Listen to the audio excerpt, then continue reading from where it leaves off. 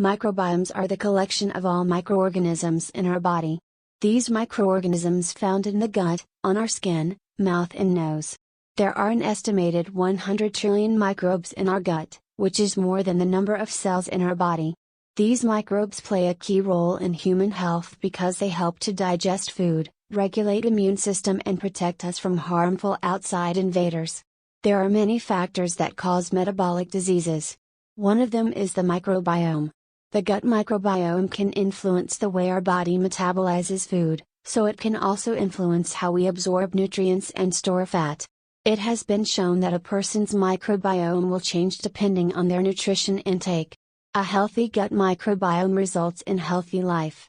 Modern medicines are used to treat the symptoms of metabolic diseases when the root cause is an imbalance in microbiome.